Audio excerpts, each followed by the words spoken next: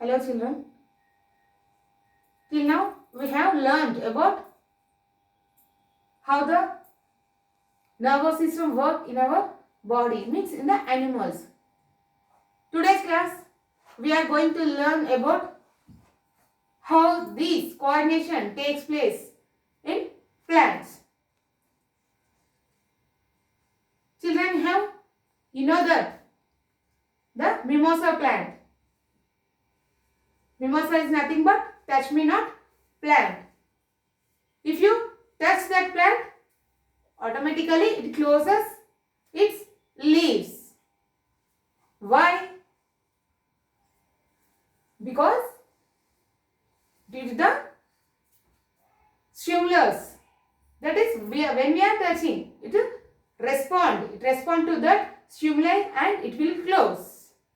But how it will close? Because the leaf consisting of water at its base. When we are touching that leaves, some electrical energy will generate in that leaf, and due to the hormones present in the leaf, that electrical energy is transferred to margins of the leaf, and then it closes its leaf, means the water is pushes towards the margins, then it will close. After few minutes, after 20 to 30 minutes, again it will automatically open its leaf. So this is nothing but an example to show that the plants also respond to the stimuli like touch, chemicals, light, etc. In the plants, there is no nervous system and endocrine system. Endocrine glands are present, but they also respond to some chemicals or light and give response. So we will learn more about that. Like animals, if you see, we are human beings and animals. We are coordinating with different types of muscular system, skeleton system, nervous system, circulatory system. So every system is working for particular movement of work. But there is no that in the plant. Of course, the transportation takes place, means the distribution of water. But the nervous system and endocrine system is not present in the plants like remaining animals. But there are hormones which helps for the growth of the plant. We call them as phytohormones. The hormones which are present in the plants are called phytohormones. Here phytohormones are also called growth substance. Why we are calling them as growth substance means which are helpful for the plant in its growth. When it in the seed stage or in the flower stage or during the development of flower, in the opening and closing of the stomata, and during the cell elongation. So each different hormones help the plant for its growth. For example, axin. Axin is a hormone which helps for the cell elongation. Gibberellins. This helps in the promotion of means helps in the seed dormancy and germination of the seeds. Cytokinins helps in the closing of the opening of the stomata and cell elongation. Abscisic acid helps in opening of the stomata, where ethylene. It's a hormone, helps for the ripening of the fruit. Okay, these are the different kinds of hormones which help the plant during the growth. If you see, take a bean seed or a holcrumb, take a glass which is transparent, fill the soil in that glass, place that seed and pour some water regularly. After 3 to 4 days, you can see the growth of root system and shoot system. By observing the glass from the outside itself, you can see the root system. Before planting that seed, plant the seed to the corner of the glass so that you can appear the root system. You can see the root system clearly from outside. So, how this happens? Due to the hormones which are present in the seed, helps to germinate the seed and for the growth of the root system and shoot system. Not only that, if you see the plants which are nearby the wall, they always bend outwards, not towards inside our house, to outside. Why? Because due to absorb the sunlight, the bend, the stems or branches bend towards outside the wall only. That is nothing but phototropism. We call it as phototropism. To absorb the sunlight, more sunlight, and the plant pot which is not getting sunlight will not show proper growth. Because by observing that sunlight, they are helpful for the preparation of food materials and for the growth. But whereas the plant which does not get sunlight cannot prepare food materials properly and does not show growth.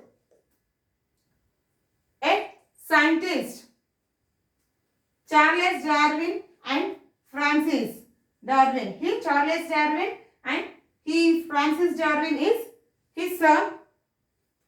They did an experiment on phototropism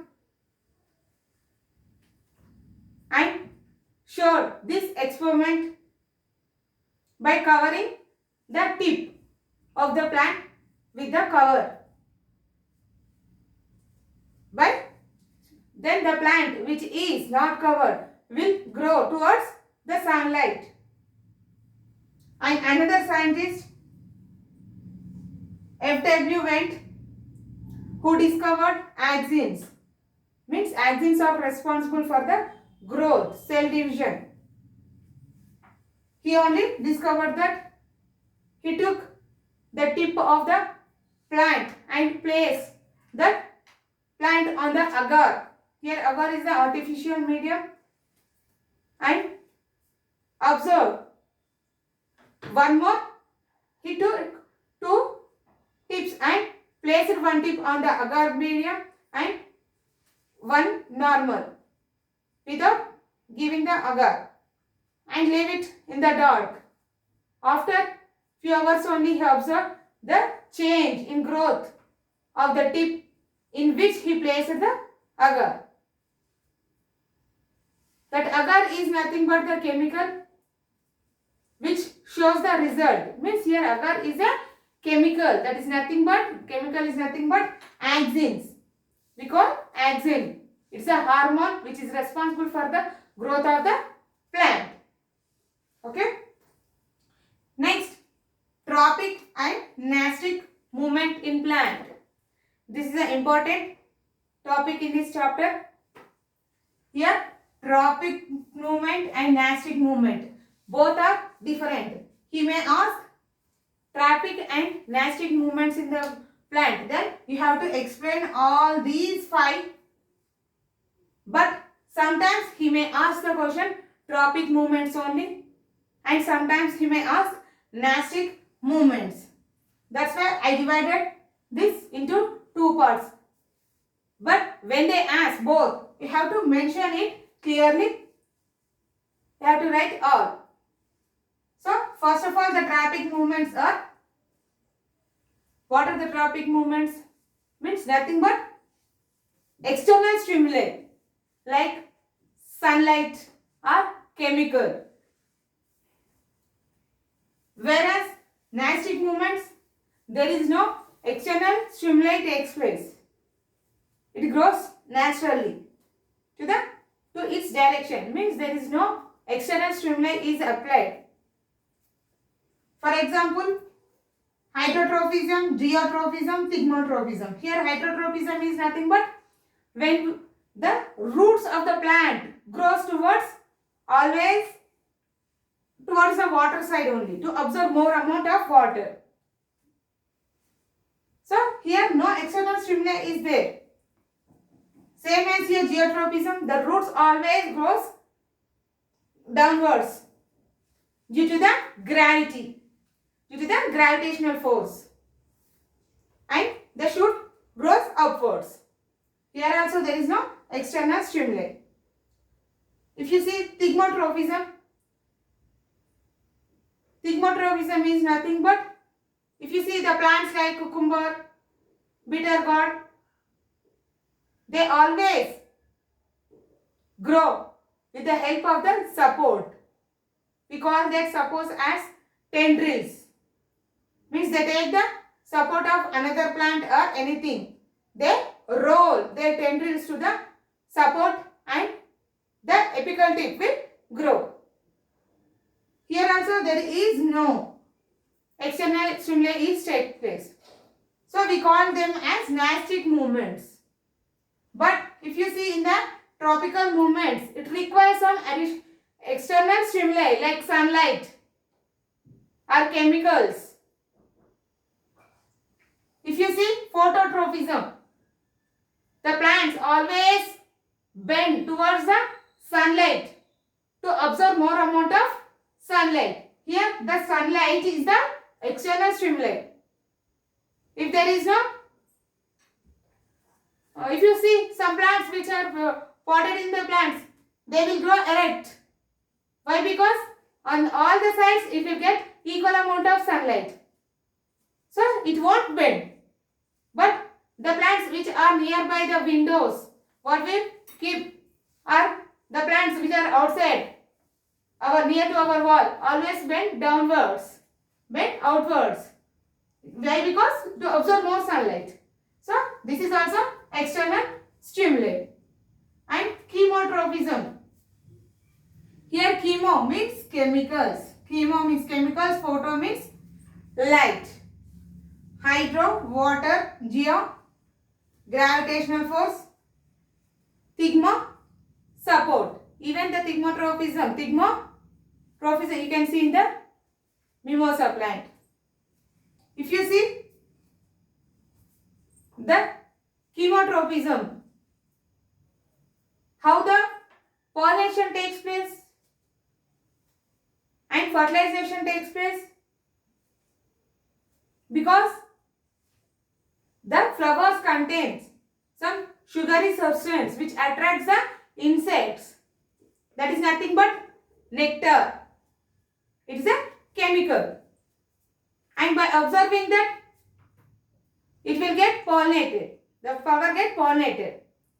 And by absorption, again, for the process of fertilization also, the pollen grain, it to require some sugary substance, some chemicals which are released by the flower. Then only the pollen grains get fertilized or helps in the process of fertilization. So here the plants need these chemicals for the process of fertilization. Here nothing but these are the chemical substances secreted by the flower. So we call these chemicals is also again an external stimuli. So these two comes under tropic movements. Whereas hydrotrophism, geotrophism, thigmotrophism comes under nastic movements. So when they ask to write about tropic movement and nastic movements, you have to mention all the 5. When you separately think and write it, divide it, and you can score more marks. By this, we have done with our chapter. Children, thank you.